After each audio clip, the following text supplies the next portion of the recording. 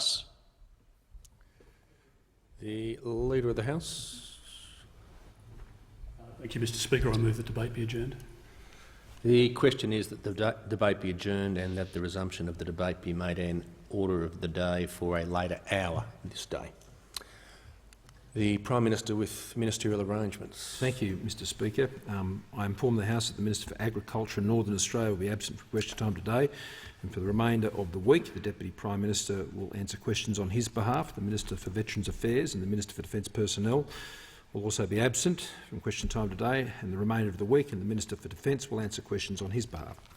The Assistant Treasurer will be absent from question time today and for the remainder of the week, and the Treasurer will answer questions on his behalf.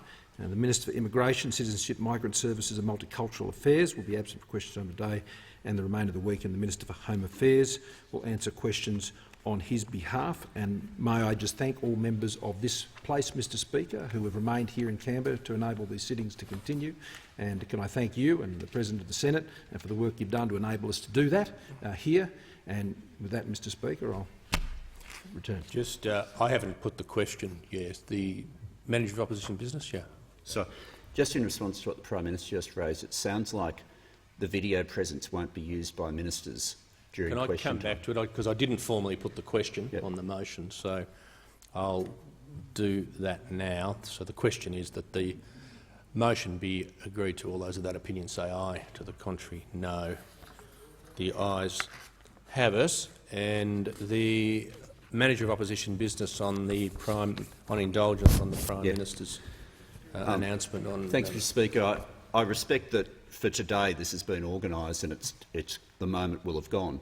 But unless someone is unwell or prohibited from being able to participate, ministers should be available for questions. We have the video presence available. There'll be some who, because of the lockdown rules, are unable to go to their electorate office, and that's respected.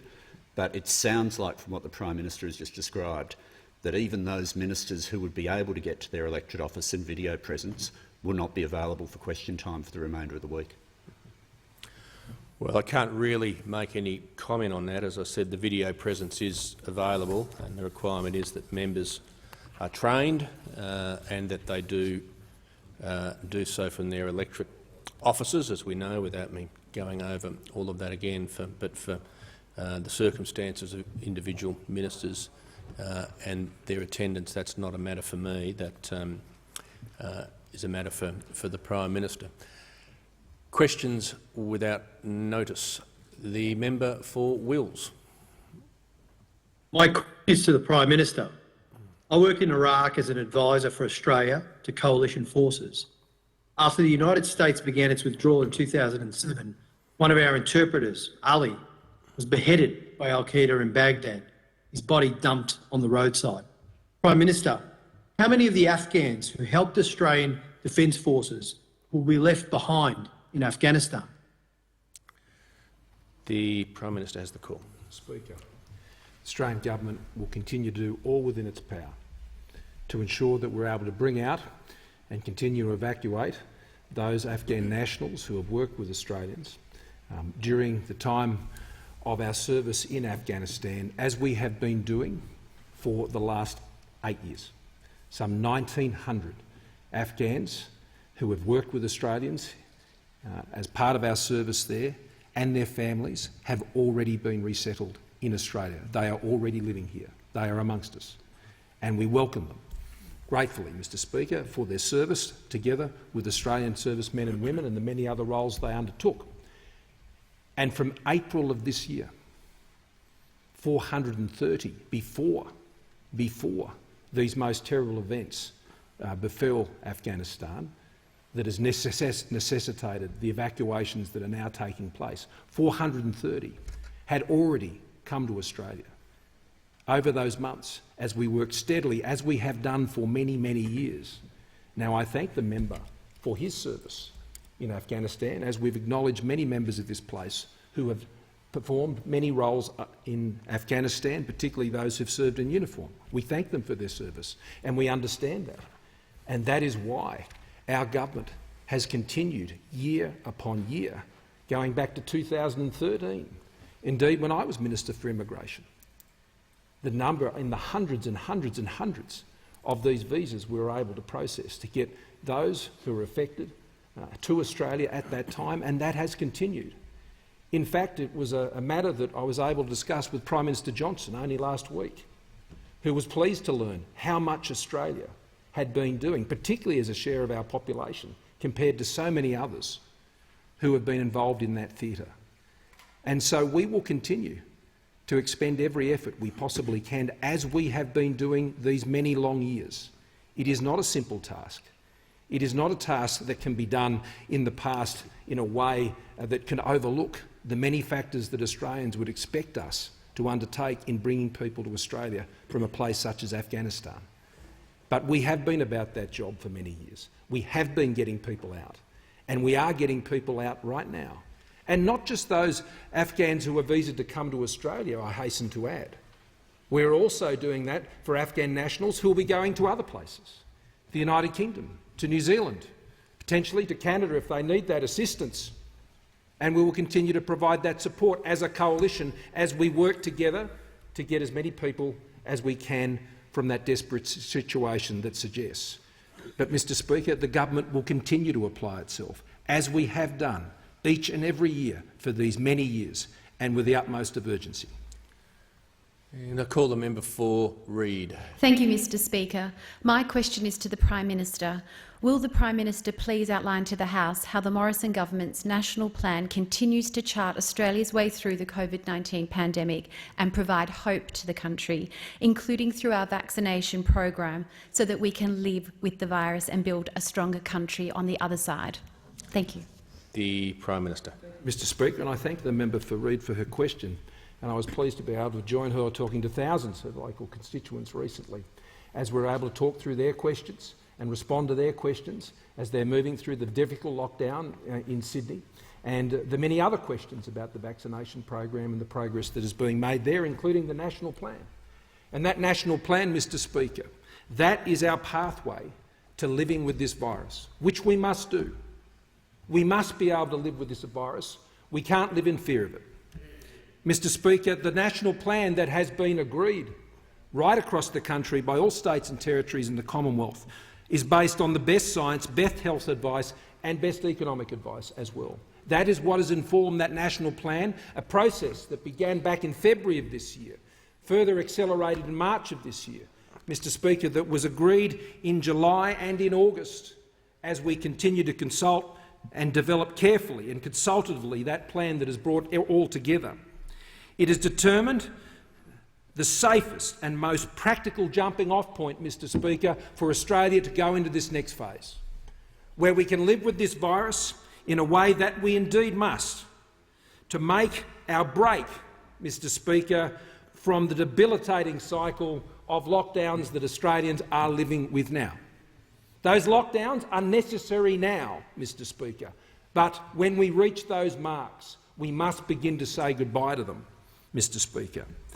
We must break that cycle, and the national plan is the way to break that cycle. It provides the hope and it provides the certainty needed for Australians to plan for their future, for businesses to understand the direction, and it has been laid out for them, Mr Speaker, and they are counting on its delivery. Australians, Mr Speaker, when 7 and 8 out of 10 of them have been able to go and get their vaccination, 2 doses, knowing that that national plan will support their future. And so, Mr Speaker, with this national plan, we must walk it forward, not walk it back. Mr Speaker, we must embrace it, not fear what becomes of it, as case numbers focus gives way to managing the serious issues of illness and hospitalisation. We must prepare for it, which means we must vaccinate. We must continue to prepare our health systems. We must continue to set out the very clear and sensible rules that will continue to operate when we move into Phase B and C of the plan. And we must, of course, adjust our mindset and prepare the country for what life will be like as we move to those next phases. Mr Speaker, our plan is in place. It is agreed. We are making the progress against that plan, with over 17 million, Mr Speaker, vaccines having been administered around the country. with over 30% of the country now having received 2 doses and 1.8 million vaccinations in a week. The member for Gorton. Yes, thanks, Speaker. My question is to the Prime Minister. The Prime Minister was repeatedly warned by veterans and by former Prime Ministers that time was running out to evacuate Afghans who had worked with the Australian Defence Force. The Prime Minister failed to act early enough and has now been forced to admit people will be left behind. Why won't the Prime Minister take responsibility for this failure? The Prime Minister has the call. Mr Speaker, I completely and utterly reject the assertion made by the member. Absolutely. And I thank every Australian for these past 8 years, and particularly in these past 6 to 8 months, who have been doing the work to actually bring people here to this country. 430 people resettled since April alone, 1,900, Mr Speaker, over these many years. And I must admit, Mr Speaker, I find it disappointing that on a day such as this, when we're supposed to come together, that even on this matter, Mr Speaker, politics knows no bounds with those opposite. Knows no bounds, Mr Speaker, in the suggestion that has been made by the member. This government has been working steadfastly, consistently and urgently for years, Mr Speaker, for years to bring people out of Afghanistan, and we continue to do that now. And I reject absolutely any suggestion that the government has not been seeking to do that. And I can only ascribe to that member, in putting that forward, Mr Speaker, a motive that is not fitting of this day. The member for Cowper has the call. Thank you, Mr Speaker. And my question is to the Deputy Prime Minister. Will the Deputy Prime Minister inform the House how the Morrison-Joyce government is guaranteeing the essential services that regional Australians rely on as the government continues with its plan to address the impacts of COVID and drive the vaccination rollout in the regions? The Deputy Prime Minister has the call. Well, thank you very much, Mr Speaker. And I'd like to acknowledge the honourable member for Cowper, and especially his efforts towards the $1.46 billion on the Coffs Harbour bypass, which is certainly a vital service, provides a vital service for the transport of that corridor, the duplication of the Pacific Highway that was started by Minister Truss, Deputy Prime Minister Truss, continued by Deputy Prime Minister Michael McCormack, and will continue on as we speak. Mr Speaker, I also acknowledge that in his reference to services, the aviation support packages that this government has put in place so that during this COVID crisis we have the capacity to keep planes in the air, whether it's the Regional Aviation Network Support Scheme, the Tourism Aviation Network Support Scheme, the Domestic Aviation Network Support Scheme, the payments for those in hotspots of $750. These are all crucial in keeping the services during this period of time moving. We've also noted just today we have announced the Ag Visa. The Ag Visa is vital, Mr Speaker, vital for us to keep our agricultural sector working. It's vital because unless someone picks the fruit, there is no one working in the packing shed. Unless someone picks the fruit, there is no truck driver to move the fruit. Unless someone picks the fruit, there is no market to sell the fruit. Unless someone operates the dirtier sides of an abattoir chain, such as packing offal, then there is no section of the chain that is working, and other workers lose their job. I was surprised, Mr Speaker, that even meat workers' unions approached me to make sure that we get this visa in place so that they can have the full contingent of labourers so they can all keep their job. Mr Speaker, it's vital with the Ag Visa and the provision of the service of labour that we have the capacity to get people into the paddocks when we are stripping the grain crops that are so important for some of our export dollars. Mr Speaker, in regional Australia, which is the source of our export wealth, so much of our export wealth, from the minerals to agriculture, it is vital that this government supports the services which supports the export of that product.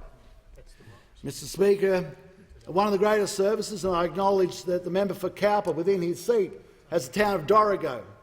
From Dorrigo came Mark Donaldson VC. Mark Donaldson, who so many people in the seat of Cowper and especially in the town of Dorrigo are so proud of. And so on this day, when we're acknowledging the services, one of the most important services are those who put their lives on the line as they have done in Afghanistan and continue to do to this very, very moment. Theirs is the most important service of all. The Leader of the Opposition. Thanks, Mr Speaker. My question is to the Prime Minister. In June, the Prime Minister congratulated the New South Wales Premier for not going into lockdown. In July, he said lockdowns were a necessary tool. In August, he pushed New South Wales to lock down harder and also said for the lockdown to work, the lockdown must work. Today, he switched again, saying lockdowns must end. When the Prime Minister's story changes so often, how can Australians have confidence going forward? The Prime Minister has the call. Thank you, Mr Speaker. The Leader of the Opposition is deliberately, Mr Speaker, mischaracterising. It's quite simple. It's very simple. I'll set it out for the Leader of the Opposition. The National Plan says we are right now in the suppression phase. In the suppression phase, that is until we reach 70% of the country being vaccinated, then lockdowns are an important part of the suppression tools used by state and territory governments. And that position of lockdowns becoming the more prominent tool was arrived at, Mr Speaker, after the lessons learned in New South Wales as a result of the Delta variant. It's that simple, Mr Speaker. The Leader of the Opposition now wishes to suggest that, Mr Speaker, that moving to a point after we reach 70%, that we should have lockdowns in that arrangement, Mr Speaker. The plan is very clear. Right now, the National Plan is to suppress the virus as much as we possibly can. The Delta variant was a changing circumstance which has adjusted the responses that states and territories are making.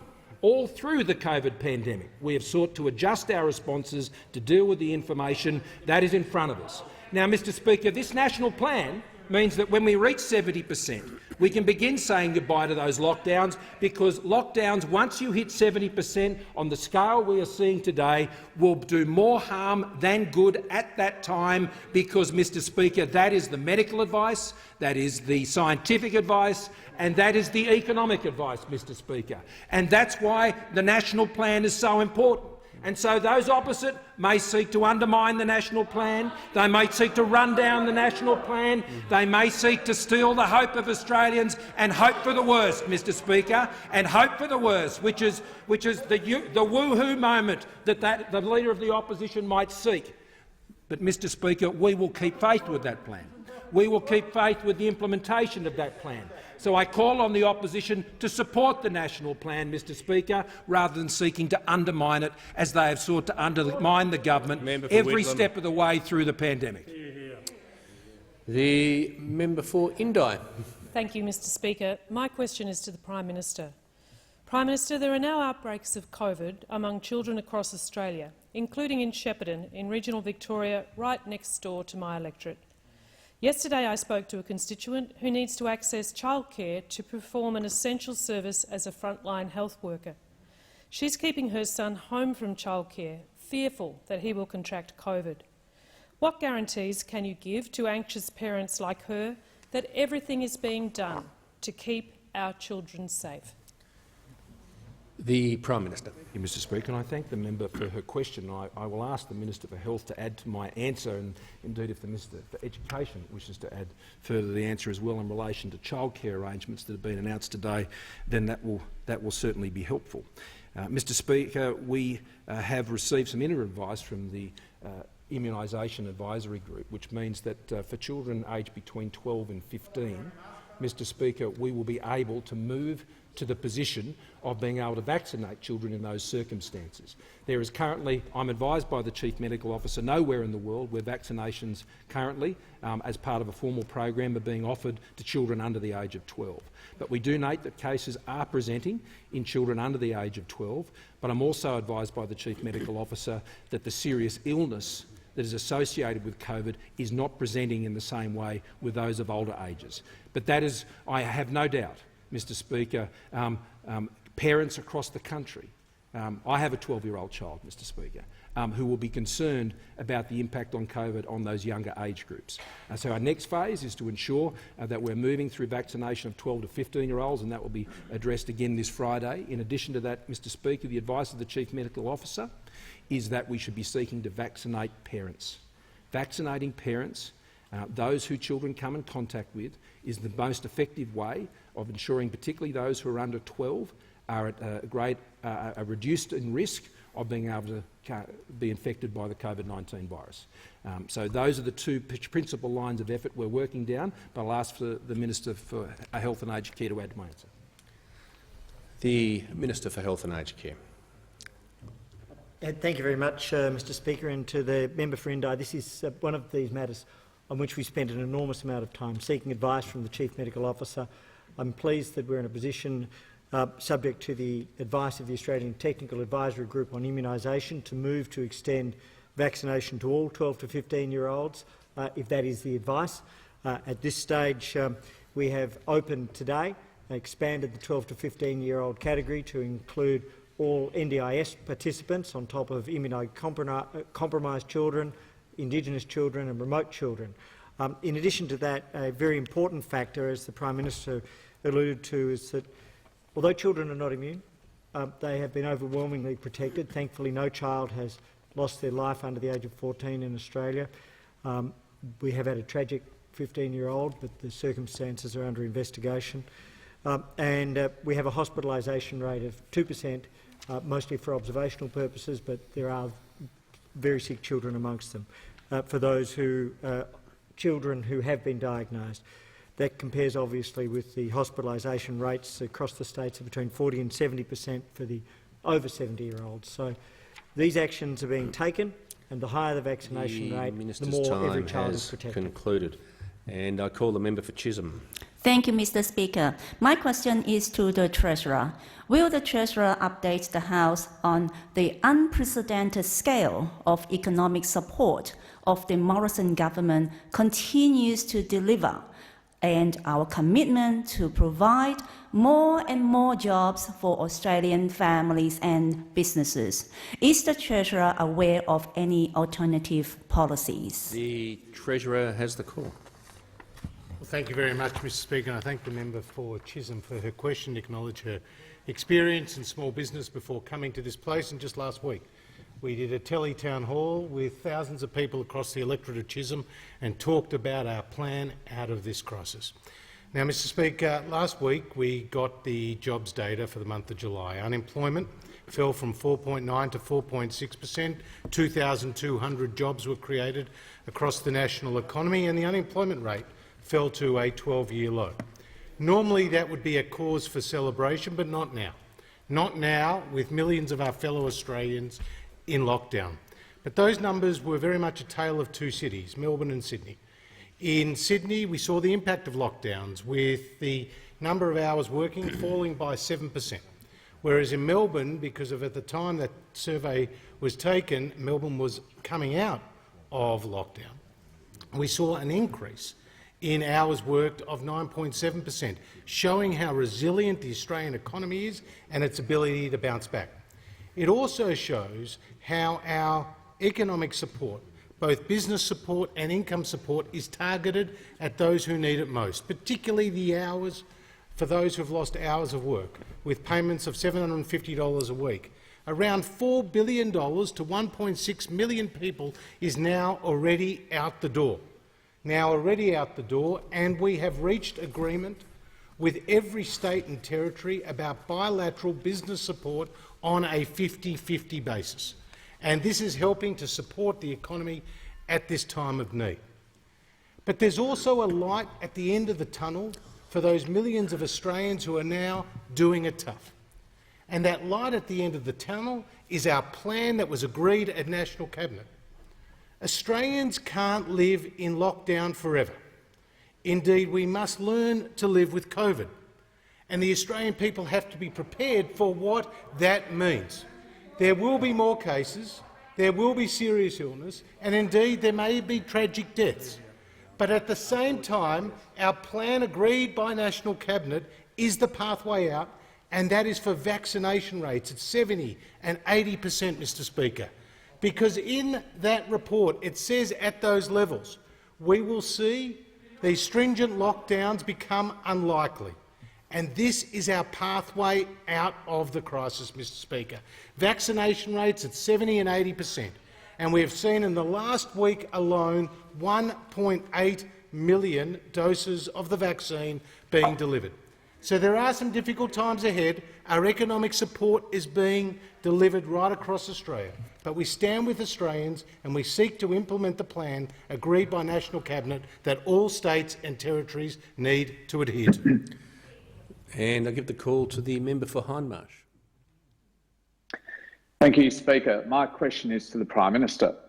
Does the Prime Minister stand by his announcement that, and I quote, "When we reach the 70% and 80% thresholds, the findings are clear that we can move forward with our reopening plan regardless of case numbers"? The Prime Minister has the call. Thank you, Mr Speaker. I indeed do, and that's the advice that I have, Mr Speaker. That advice confirmed just over the weekend as we continued to work with the Doherty Institute, Mr Speaker, and advice that was provided by the Secretary of the Department of Prime Minister and Cabinet to the members of the task force that was set up earlier this year. That task force I asked to be set up, led by Secretary Gaetjens, together with the Directors General of all of the department secretaries, Directors General of Premiers' departments around the country, Mr Speaker, to actually work together, drawing the Doherty advice as well as the advice that came through from all the treasuries, both at state and federal level, that went into formulating the very plan that has been agreed by states and territories and the Commonwealth. And, Mr Speaker, as we're advised, the starting point does not influence the overall conclusions of the model, is what we learned on the weekend. And the overall conclusions of the model will remain valid. Now, sensitivity analysis has been done on these issues for many, many months, and we will continue to do that.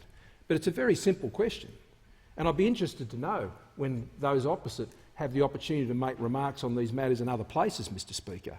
If we're not to open up at 70% and 80%, then when? When is that going to happen? At what point? At what point are we going to continue to have to ensure that Australians suffer under the conditions that have been necessary? I don't doubt that they've been necessary, Mr Speaker, not at all. But there comes a time when you have to step out, Mr Speaker, and the National Plan sets it out at 70% and at 80%, Mr Speaker, and we must now prepare for those times. And of course, at those times, cases will be higher. Of course they will, as we're seeing all around the world. But those, Mr Speaker, who think that Australians must remain locked down forever, Mr Speaker, they are not in sync with where the Australian people are at. The Leader of the Opposition. Yes, Mr Speaker, can I ask the Prime Minister if he can table the advice that was received on the weekend that he was quoting from? Is the Prime Minister quoting from a— hang on, I've just got to ask the question. Is the Prime Minister quoting from— was the Prime Minister quoting from a confidential document? I was.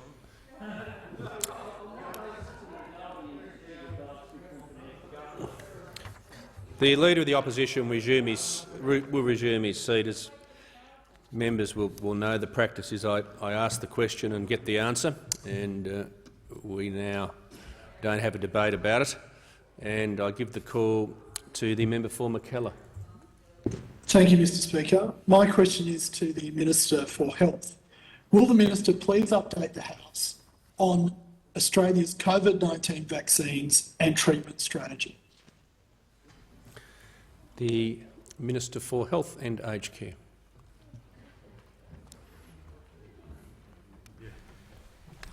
Thank you very much, Mr Speaker, and I want to thank the member for McKellar for his question. And I know that he's supported his community through some of the difficult and challenging lockdowns that the world has seen and that Australia has seen. And what we do know in particular— Members for Newcastle and Macarthur will cease interjecting. The Minister for Health has the call. What we know in particular is that the global pandemic continues unabated. In fact, numbers are climbing globally, and there's a rolling 7-day average of over 600,000 cases a day, over 8,500 lives lost a day. And whilst we have great challenges, we have been mercifully spared that which has beset so much of the world. One of the things that's occurring now, we're seeing vaccine rates accelerating to national record levels, 139,000 on Sunday, 335,000 over the weekend, 1.8 million Australians vaccinated in 1 week, the population of South Australia and more. These are Australians who step forward to protect themselves, to protect their friends, to protect their family, to protect their country. Every vaccine helps protect each one of us, but every vaccination helps protect all of us. That's what Australians are doing, in record numbers, in rates that I'm advised are in excess of the highest 7-day average in the UK and comparable to the highest in the United States. What it means in practice is that we now have national vaccination rates with 17.15 million Australians who've been vaccinated, or 52.8% of first doses amongst the eligible population, over 30% of second doses amongst the eligible population, and perhaps most significantly, amongst our most vulnerable older citizens, which is why we are seeing a dramatically different outcome in New South Wales now as opposed to Victoria a year ago. We have rates for our over 50s of 75% plus vaccination, our over 60s of 80% vaccination already, and our over 70s of 85% vaccination. So Australians have been stepping forward to arm themselves, to protect the nation, to take the steps which will help protect each individual and every individual. And we're doing this at the same time as bringing forward new treatments such as sotrovimab, which has now been supported by the TGA and will be made available to protect Australians. The Leader of the Opposition. Thanks, Mr Speaker. My question is to the Prime Minister. Can the Prime Minister confirm Australia has had a war footing, a bridge to recovery, an allocation horizon, a COVID app sunscreen, ramp-ups and resets and tickets to freedom? Now, on the basis of Doherty Institute updated advice, he says that rising cases won't stop us reopening. Why won't the Prime Minister make available that advice? Don't Australians suffering under lockdowns have a right to see it? The Prime Minister has the call. Well, thank you, Mr Speaker. The Leader of the Opposition continues to seek to undermine the national plan. Mr Speaker, his introduction to that question, Mr Speaker, intended for no other purpose to just undermine the national plan, which has been his practice. But, Mr Speaker, the Doherty modelling was released in full. Released in full, Mr Speaker, after it had the opportunity to be reviewed and briefed upon by Professor McVernon to the National Cabinet, as well as it was briefed to the National Security Committee of Cabinet, Mr Speaker. And once those Cabinet deliberations had been undertaken and there had been discussion about its findings and the plan was agreed to, Mr Speaker, then the Doherty modelling was released in full. In full. And in full, Mr Speaker. Members on my left. In full. So, Mr Speaker, the government has been completely transparent when it comes to the modelling that has been provided by the Doherty Institute, and we will continue to be, Mr Speaker, when further information is presented in that way. Prime Minister will resume his seat. Prime Minister just indicated he's concluded his answer. The member for Moncrieff. Thank you, Mr Speaker. My question is to the Minister for Defence. Will the Minister update the House on Australia's efforts to bring back Australians and Australian visa holders from Afghanistan? The Minister for Defence. Thank you very much, Mr Speaker. I want to thank the honourable member for her question and thank her for the representation she's made to me on behalf of veterans over a long period of time, and also acknowledge, Mr Speaker, that signaller Sean McCarthy went to Trinity Lutheran College in the members' electorate of Moncrieff. Signaller was one of those 41 names I read earlier, one of those heroes, one of those names that will be etched, Mr Speaker, in our nation's memory and consciousness forever, and to whom we owe a great deal, Mr Speaker. Along with 39,000 other men and women of the Australian Defence Force, they have served our country with great distinction. They have brought to the country of Afghanistan, Mr Speaker, the opportunity for a generation, in particular of young girls and women, to be educated, to be treated decently and to be provided with a future. Mr Speaker, I want to again commend the efforts of the Australian Defence Force personnel, the members of the contingent there, which include the Department of Foreign Affairs and Trade and also the Department of Home Affairs and other agencies who have a presence in Kabul at the moment.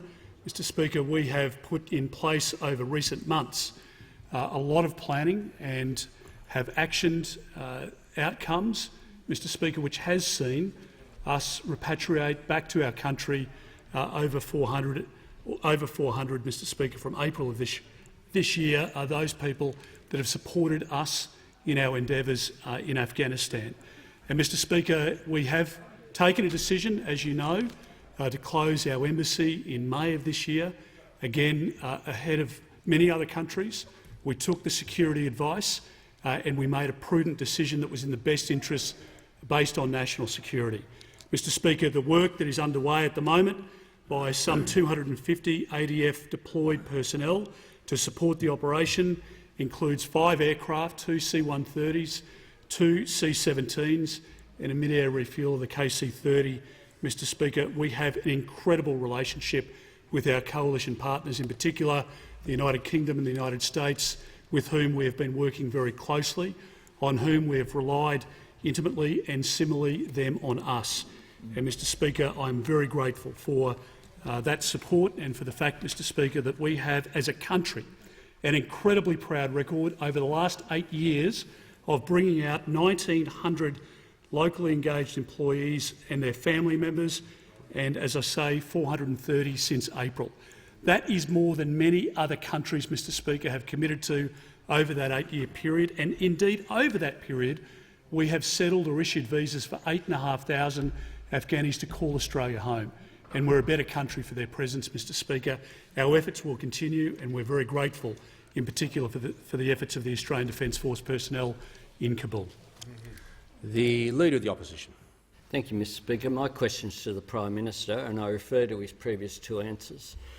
2 questions ago, the Prime Minister stood at that dispatch box and said that he was basing new advice based upon the Doherty Institute updating its advice to the government.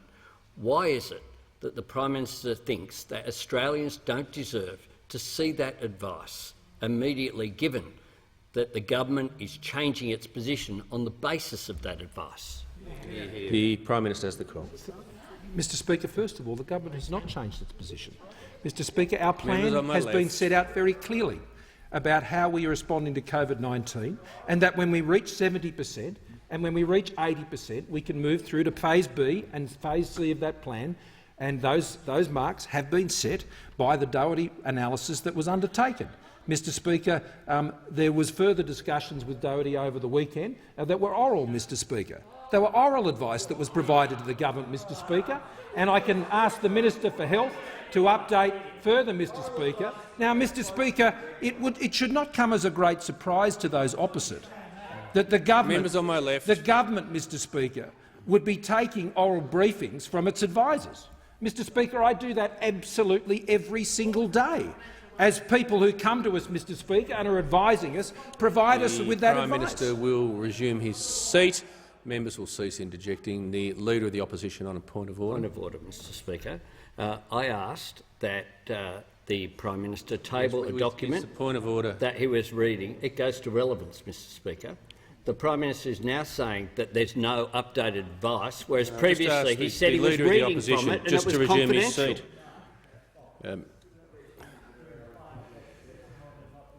The Minister for Health will cease interjecting. Minister for Health will cease interjecting. The member for Bruce is warned. There's no point of order because the Prime Minister is being relevant to the question. He might not be answering in the way the Leader of the Opposition wants, but that's existed since question time began. The Prime Minister. in 1901. Thank you, Mr. Speaker. Even in the point of order, the Leader of the Opposition again seeks to misrepresent. He again seeks to misrepresent. And he seeks to undermine, Mr. Speaker. He seeks to undermine. And that has been his practice for the last 18 months. Now, Mr. Speaker, our position is very clear. Our position is very clear. The National Plan sees Australia starting to break free from lockdowns when we get to 70% vaccination rates and 80% vaccination rates. Mr. Speaker, why is Labor seeking to undermine that position? I do not understand, Mr. Speaker, why the Labor Party would be seeking to undermine confidence in a national plan that sees Australia say goodbye to lockdowns, Mr. Speaker, but that's what the Leader of the Labor Party is doing. The Prime Minister has concluded his answer. The member for Sturt. Thank you, Mr. Speaker. My question is to the Minister for Home Affairs. Will the Minister please update the House on how the Morrison government continues to resettle Afghan nationals in response to the serious situation in Afghanistan and is delivering on keeping Australia's borders secure and Australians safe? The Minister for Home Affairs has the call.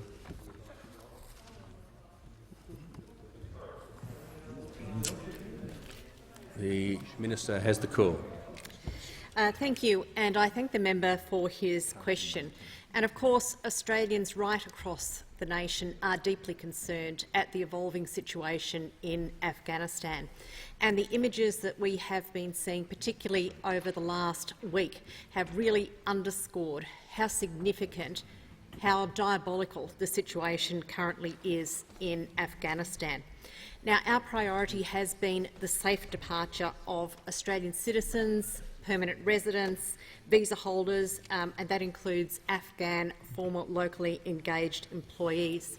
Now, since the 18th of August, we have facilitated more than 1,000 people on 12 flights out of Kabul, working with both the United Kingdom and the United States.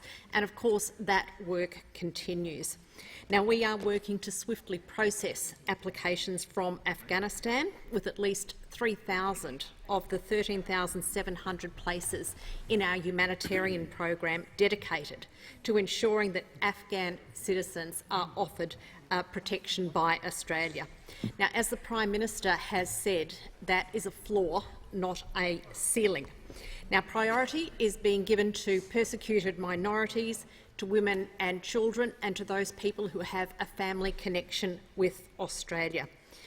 Now, Australia has a very strong and generous resettlement program, and in fact, since 2014, we have welcomed 8,500 Afghans under the humanitarian program. Australians can be proud of that. We can all be very proud of that record. And we should be proud of the fact that as a member of the international community, we are most definitely playing our part. Now, we are very mindful of the messages that are being sent to potential people smugglers overseas. And I say that because that is an issue that this government has been very focused on for many years, and is the action that we have taken in relation to programs such as Operation Sovereign Borders that has kept us safe within Australia. Over the previous years, we have kept that vigilance, and we will be maintaining that into the future. The last thing that we want as a government, and we should want as a nation, is for the people smuggling trade to start up again. We have, as I've said, been focused over the last couple of years to make sure that there is strong messaging going into key parts of particularly Southeast Asia. Recently, we have stepped up that activity. We've recorded videos. They're being translated into a number of languages, and they are being distributed widely across the local region. Our message is very clear. If you arrive in Australia illegally, you will not be able to settle here. The Prime Minister. Mr. Speaker, I ask that further questions be placed on the notice paper. The member for Bruce.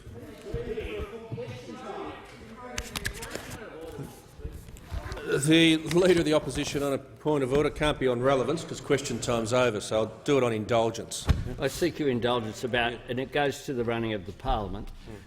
Today, the government offered us a full question time today. That was supposed to occur, and our question time has been shut down because this Prime Minister is under pressure. The fact is, members on both sides. The member for Solomon. The Leader of the Opposition has the call. Mr. Speaker, we have been cooperative and will continue to be in order to allow this parliament to function under the difficult circumstances of restricted numbers, etc. But the cooperation has to go two ways, and the government keeping its word would be a nice start. I'll just say to the Leader of the House and to all members present, I mean, any discussions that occur prior to question time are none of my business, but the practice does point out clearly that the Prime Minister, or indeed a duty minister such as the Leader of the House, if the Prime Minister wasn't here, can conclude question time at any time, even during the asking of a question. The Leader of the Opposition. Question to you, Mr. Speaker, and it goes to the functioning of the parliament, and it goes further to a question that I previously raised referring to House of Representatives practice that says that ministers should be available during question time. I would ask you to consider that further and whether advice could be given to ministers who, those we understand, there might be some reason why they can't attend, but House of Reps practice, page 549, is very clear that it has been traditionally expected that all ministers who are a member of the House, unless sick, overseas or otherwise engaged on urgent public business, will be present at question time.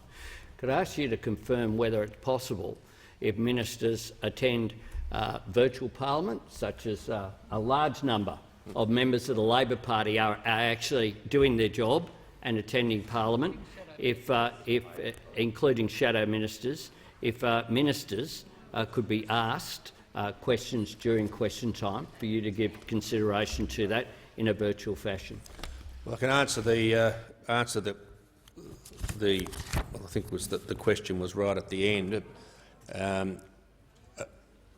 In terms of what I'm responsible for, and the clerk and others, is providing a video presence for members who have been trained from their electorate office with a background that is as close to parliamentary as possible, and that is available. And certainly, without going through all of the agreement, it allows all members participating to speak in debates, not to move motions. They can't vote, but it enables the asking of questions and it enables the answering of questions as well. And so that's really my side of it. Did the Leader of the House want to enter the discussion? Reluctantly, Mr. Speaker. I just, on indulgence and to the point made by the Leader of the Opposition, just direct you to page 263 of practice, which there, under the heading Announcements of Ministerial Arrangements, says, and I quote, "The Prime Minister from time to time informs the House of changes in the Ministry, of the absence or illness of ministers, of any acting and representational arrangements that are made within the Ministry, and of changes," and it goes on. Mr. Speaker, as has been the practice over the course of this unusual period with COVID, the reality is that the Prime Minister has made arrangements for ministers who are unable to be here to be represented by ministers that are. That is the practice that's been adhered to, and the line today from the Leader of the Opposition that somehow there's been a deviation from that doesn't represent fairly what has been the case since the start of this COVID period. I mean, the only point I would make, as I said, it's not for me to ensure anyone attends, whether they're a minister or not. But the only point I would make is certainly when ministers aren't here and someone's acting, it has been custom to explain the reason why they're not here, as in they're either overseas, more pre-COVID, there was that, or giving a speech or unable to be here for whatever other reasons. So I'll just point that out. I present Just before I present the Auditor-General's report, I'm not going to keep updating the House on all the changes that you're now familiar with. There's some more obvious ones here today. The one other change I'll just say to members, and I haven't advised the Leader of the House or the Manager of Opposition business of this yet, but I will now, so apologies for that. That is just in terms of the health advice and keeping maximum ventilation in the chamber, having the doors open. You'd be familiar with that.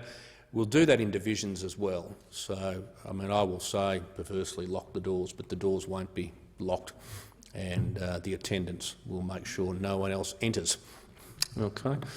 I present the Auditor-General's Performance Audit Report number 1